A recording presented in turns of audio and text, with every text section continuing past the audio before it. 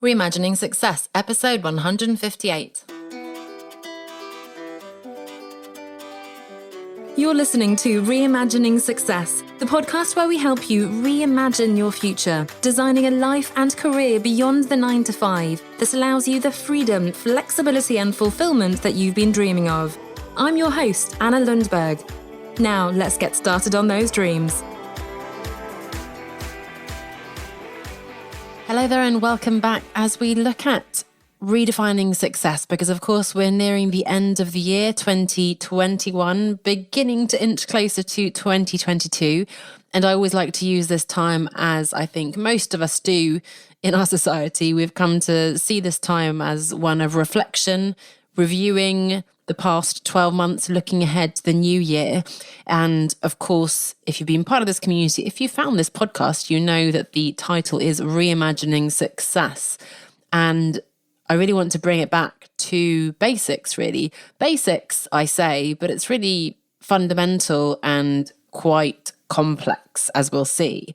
The aspect I wanted to talk about today was the importance of putting the what of what you want and why you want it before the how of how you're going to make it happen. And I talk about this with my clients all the time, and I'm sure I will have mentioned it on the podcast before.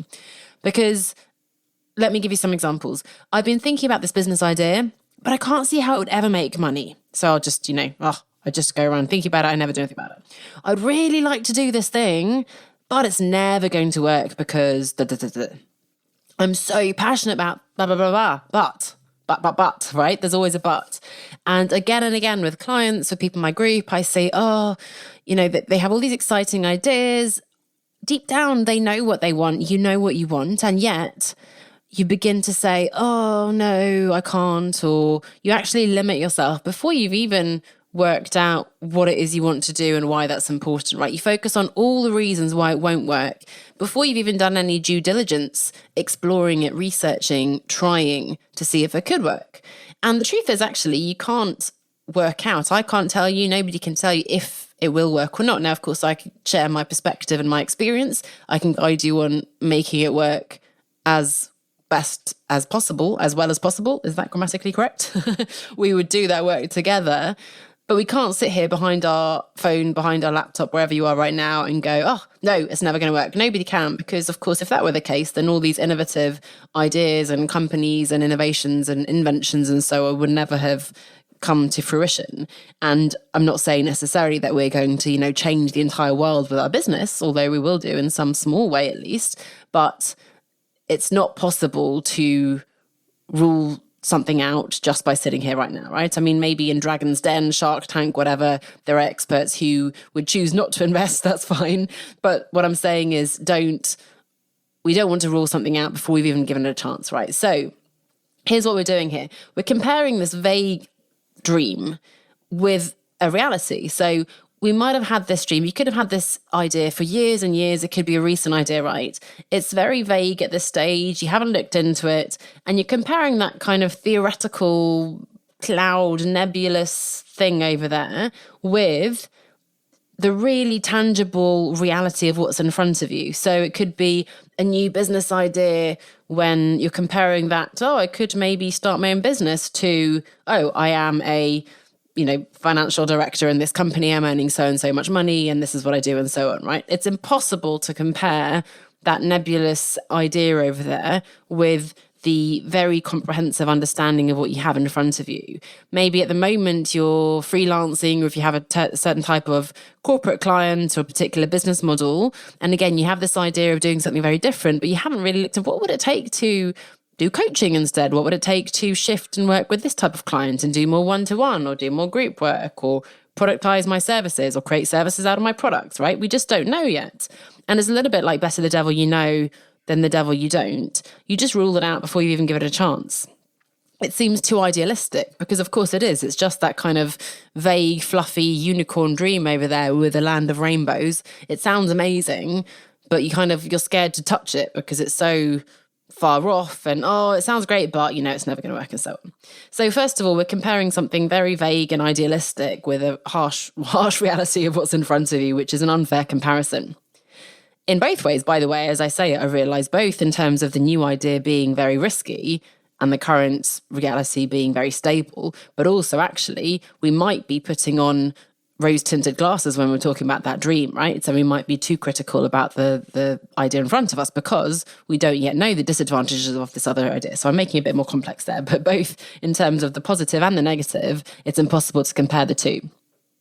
Secondly, these new ideas might not even be the right ideas, but you don't know that yet because you haven't taken the time to reflect and explore and imagine all the possibilities. So the fact that you're getting all caught up about, oh, I need funding for this, or how am I going to afford that, or how can I pay the bills, or it will never work, and how will I manage with the kids, and I'm not even entrepreneurial, and my goodness, how could I ever do that and work part, whatever that is, because you haven't actually done that work to understand what is really important to me, what does that look like, what are the parameters, and assess different opportunities to see which one is the best one for you. So the idea in front of you that you're potentially ruling out might not even be the right idea, so it might be the right thing to rule it out, but you haven't yet done that exploration to understand, could it be the right idea for you? Could there be another idea that's better?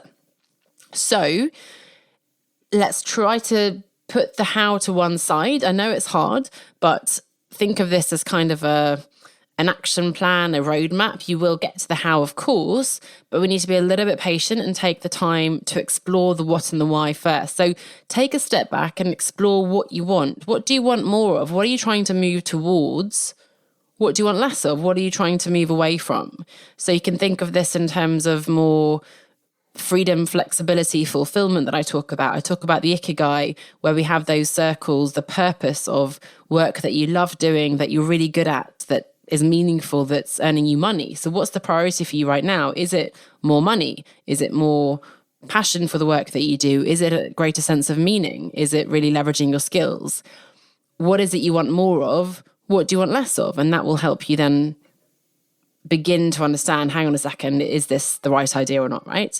Secondly, get creative and open your mind to different possibilities. So we tend to have a very narrow focus on the ideas and opportunities that happen to be in front of us right now because, it's pretty natural. I'm in my comfort zone here and I've always been in this kind of corporate kind of journey and that's what I know. And so maybe the only ideas I'm considering are very similar roles in other organizations, maybe with slightly better work-life balance or reduced hours or flexibility, or maybe it's in a different sector. So I think that will feel more, meaningful. Maybe it's earning more money, maybe it's earning less money. They're just quite similar ideas. Maybe I'm thinking of consulting, using my skills that I have now because that's sort of the natural next step. But there are so many ideas out there, almost too many, right? Too many different possibilities, not just the ideas and opportunities that happen to be in front of you right now. So taking a step back and exploring what you actually want. Second, getting creative and opening your mind to different possibilities. And third, of course, thinking beyond the work domain to consider those different areas of your life. So is it just the career right now that needs more attention? It tends to be something we latch onto and think, oh my goodness, I'm not happy, so I'm going to change job, I'm going to work on this promotion or start this business, do another MBA, whatever, and we think that's going to change everything for us. Maybe it's actually your health and well-being that needs more attention. Maybe you're lacking a bit of fun and you could do with starting a creative hobby or something. So a side hustle, not for the money's sake, but for the sake of having that creative expression. Maybe you have been focusing too much on the kids and you need something just for you, right? Maybe you want to do something like sign up to a half marathon or a marathon or something. Maybe you need to work on your relationship. Maybe if you're single, you want to focus on dating again and so on, right? So thinking beyond work and considering that there are other areas that could be more important right now and at least should be a consideration while you explore that next opportunity.